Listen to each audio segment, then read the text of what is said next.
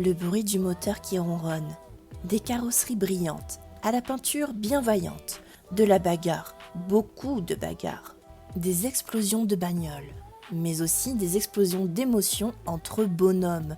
Bienvenue dans ce 12e épisode de SMD consacré à Cars and Family, le jeu de rôle qui permet de jouer à Fast and Furious. Avec pas moins d'une dizaine de films à son actif en 20 ans et presque 22 millions d'entrées, la série Fast and Furious occupe une place importante dans la culture populaire. Une culture parfois jugée justement trop populaire par certains qui vont commenter de manière assez méprisante ce phénomène cinématographique, le qualifiant volontiers de film de beauf. Si par film de beauf on entend par là un film dont les thèmes et l'esthétique font écho aux pratiques et à la culture des classes populaires et plus particulièrement ouvrières, alors oui, c'en est un. Personnellement, j'ai un rapport très décomplexé à ces films que je considère comme du pur divertissement. Et c'est non sans une pointe de fierté et de provocation que je vous présente aujourd'hui avec grand plaisir ce jeu de rôle considéré par certains comme un jeu de gros Jackie. Rappelons en premier lieu que la saga puise ses racines dans un article écrit par le journaliste Kenneth Lee au milieu des années 90. Dans cet article, Kenneth Lee va traiter des courses clandestines qui ont lieu à New York, mais aussi faire le portrait d'un jeune dominicain du nom de Rafael Estevez. Raphaël est un pilote hors pair qui va inspirer le personnage de Dominic Toretto, incarné plus tard par Vin Diesel. Fast and Furious, c'est donc une œuvre qui naît de la rue et qui va s'enraciner à ce titre dans une certaine culture urbaine et ouvrière. Et pour ma part, je trouve ça sacrément cool de proposer un jeu de rôle s'inscrivant dans ce cadre-là. Pourquoi ? Parce que ça participe à la diversité du jeu de rôle dans ses univers proposés, mais aussi peut-être dans le public visé. Petite parenthèse à ce sujet, j'ai pour ma part enseigné quelques années durant dans un lycée professionnel automobile qui formait donc des mécaniciens, des carrossiers et tout ça, et j'ai eu l'occasion d'organiser quelques journées jeux de rôle. À chaque fois, j'étais un petit peu en stress au moment où les MJ proposaient des univers un peu trop décalés par rapport à la culture de mes élèves. Là, les gamins typiquement auraient directement adhéré au concept. Jouer à Fast and Furious, une franchise qui les a accompagnés depuis leur plus tendre enfance. Oui, car on ne grandit pas tous avec Harry Potter. Certains grandissent avec Fast and Furious. On n'a pas tous à notre disposition le même patrimoine culturel, les mêmes références culturelles. Et si on veut tendre à une réelle démocratisation du jeu de rôle, il serait peut-être temps de se réveiller à ce sujet. Alors oui, il y aurait beaucoup à dire sur la place des femmes et le rapport à la virilité dans cette saga, mais ce n'est pas le sujet de la vidéo. Le sujet de la vidéo, c'est l'adaptation d'un film en jeu de rôle. Et ce jeu de rôle s'appelle donc Cars and Family. C'est un jeu de rôle de Petri Leinonen, disponible gratuitement en PDF. Que sait-on de cet auteur ? Eh bien, après quelques recherches, j'ai découvert que c'était un adepte du jeu court. En dehors de Cars and Family, il a produit un jeu horrifique à mi-chemin entre l'urban fantasy et le noir nordique appelé The Quick, mais aussi un jeu où on joue des espions pour le compte d'un empire colonial spatial, bref, des ambiances très différentes. Chapitre 1, rapide et ludique.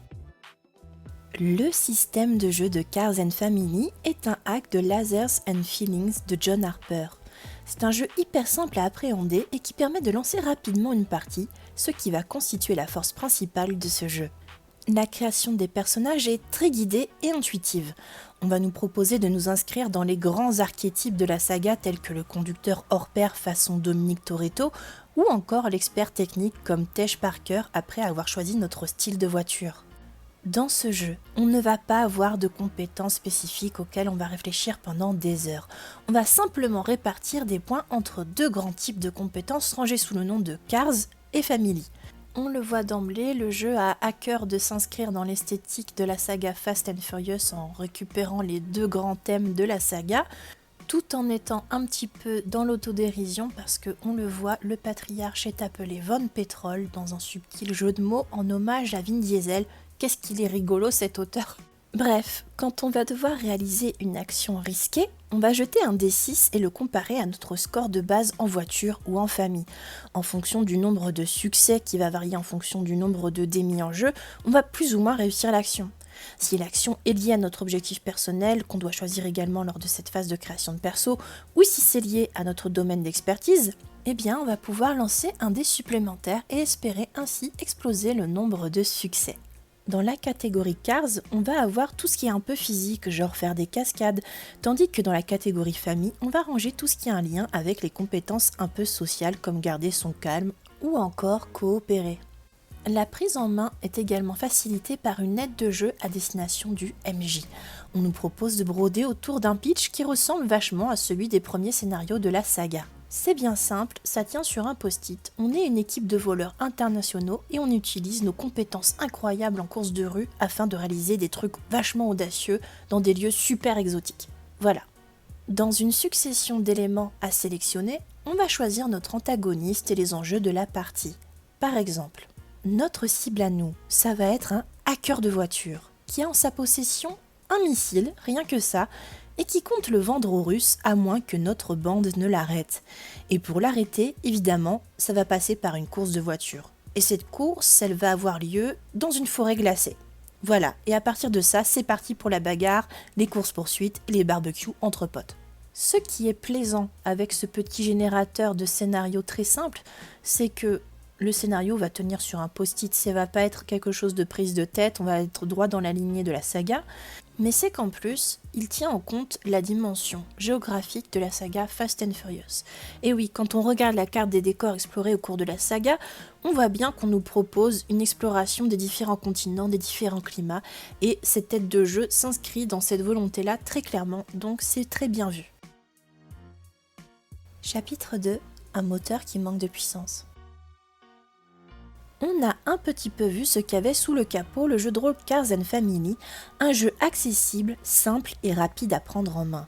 Mais est-ce que le jeu a véritablement cerné les enjeux des films Fast and Furious ? Revenons un petit peu sur ce qui fait l'essence de la franchise. Le chercheur Serge Tisseron nous explique dans un article appelé « L'esprit de famille » paru dans l'école des parents en 2017, la manière dont la thématique familiale devient de plus en plus centrale au fil des films. Notons en premier lieu que c'est l'union avec le personnage de la sœur de Vin Diesel qui vient définitivement sceller l'amitié qui l'unit à celui de Paul Walker par exemple. Plus tard, dans l'épisode 8, si le personnage de Dwayne Johnson accepte de se joindre à l'équipe afin de sauver le fils biologique caché du héros, c'est à condition que ce dernier encourage sa fille sur le terrain. Go Dragons! Say it again. Go Dragons! Bad boy. Go Dragons! Go Dragons! De même, si pour la mission, les personnages arrivent à recruter le personnage de Jason Statham, c'est par l'intermédiaire de sa maman. Et enfin, on ne compte plus les scènes où Vin Diesel célèbre la famille. Au total, le mot apparaît pas moins de 33 fois au cours de la saga, ce qui témoigne de sa place centrale. Alors, pourquoi vouloir dissocier à tout prix la catégorie Family de la catégorie Cars dans la mécanique du jeu ? On nous impose d'être soit fort dans l'un, soit fort dans l'autre. Or, c'est un contresens complet avec le message véhiculé par la saga. Dans Fast and Furious, les moments les plus badass des films sont couronnés par cet esprit de famille qui vient renforcer la puissance des personnages tout en leur donnant l'occasion de lâcher des petites punchlines bien senties à leurs adversaires qui, eux, se retrouvent en position de faiblesse car ils ne bénéficient justement pas de cet esprit de famille, de cet esprit d'équipe. I don't have friends. I got family. Petite parenthèse, dites-vous bien que cet aspect familial-là se renforce tellement au cours des derniers opus que certains critiques donnent une dimension mythologique au personnage de Fast and Furious, voyant en Vin Diesel tantôt un nouvel Ulysse, tantôt un nouvel Achille, et en Dwayne Johnson un nouvel Ajax, tout en mettant en avant les enjeux dynastiques liés à la famille dont Vin Diesel se fait le patriarche. Pourquoi pas, ça prête à débat. Et ce débat, le fait qu'il existe, montre que la saga a pris une nouvelle ampleur. Autre chose qui me freine un peu, c'est le fait qu'en dehors de l'élément nitro présent dans la mécanique de jeu et qui permet d'ajouter un dé supplémentaire à nos lancers de dés de manière ponctuelle, on n'a pas le sentiment de démesure, de surenchère, de coolitude présent dans la franchise. On choisit très vite notre voiture en début de partie pour savoir à quel type de véhicule elle appartient. Est-ce qu'elle est militaire ou est-ce qu'elle est plutôt sexy ? Mais je pense que ça aurait dû être un élément bien plus central dans la mécanique, qu'on s'attarde nous aussi sur la customisation, mais aussi l'appropriation du véhicule comme l'aurait fait un Dom Toretto. Et oui, on joue des mecs qui aiment les grosses bagnoles, qui aiment quand ça fait vroom vroom et qui tunent leur voiture. Il aurait fallu assumer ça et peut-être le placer de manière plus pertinente, plus créative, plus ludique au cœur de la mécanique. Dans un article d'Éric Darras intitulé « Un lieu de mémoire ouvrière, le tuning », ce dernier évoque à quel point le tuning est une pratique culturelle, sociale et affective ouvrière méconnue et méprisée. Le tuning, qu'est-ce que c'est exactement ? Eh bien, c'est l'ensemble des modifications apportées à un véhicule afin d'en améliorer les performances ou l'esthétique. Ce qui est intéressant dans cet article d'Éric Darras, c'est que lorsque les adeptes du tuning sont interrogés au sujet des manifestations auxquelles ils se rendent et les enjeux de sociabilité qui y sont rattachés, ces derniers parlent tout comme dans la franchise de grandes familles. Je pense que le jeu est passé à côté de la dimension culturelle, sociale et affective que pouvait porter Fast and Furious ainsi que le tuning. Qu'est-ce que j'aurais aimé y trouver ? Eh bien, peut-être quelque chose un peu dans l'esprit de 1%, même si je ne suis pas une grande fan de ce jeu, où au départ on customise nos personnages à l'aide de tatouages associés à des compétences, si je ne m'abuse. On aurait très bien pu s'inscrire dans cette lignée-là, dans la customisation du véhicule, en choisissant des petites, des moyennes et des grosses modifications qui auraient permis de traiter à la fois l'esthétique et la performance en activant des pouvoirs ou des moves spéciaux. Ça nous aurait peut-être permis de mettre un pied dans cette contre-culture, car comme l'écrit Éric Darras, plus avant, le tuning propose une forme originale, à la fois individuelle et collective, d'affirmation populaire de soi dans un nous contre eux, une manière obstinée et créative de s'exprimer sous contrainte. Conclusion. En conclusion, Cars and Family est un petit jeu sympathique pour lancer des parties sans prise de tête avec des copains. La mécanique donne un petit air de Fast and Furious sans pour autant en garder l'essence, faute d'assumer réellement son support d'origine. La carrosserie peut sembler belle de loin, mais le jeu ne bénéficie pas du meilleur moteur pour émuler du Fast and Furious. On est frustré par le manque de sentiment de puissance et le manque de substance quant aux relations intrafamiliales. Le seul moment où on personnifie la famille, c'est pour lui filer des avantages et un malus, pas pour tisser réellement du lien, ce qui sonne un peu creux. Vous pouvez retrouver le lien vers le jeu téléchargeable gratuitement en PDF dans la description de la vidéo. J'espère que la vidéo vous aura plu. Si c'est le cas, n'hésitez pas à la partager et à commenter, ça fait toujours plaisir. Et on se retrouve bientôt pour une nouvelle vidéo. Ciao! Salute, mi familia. Salute.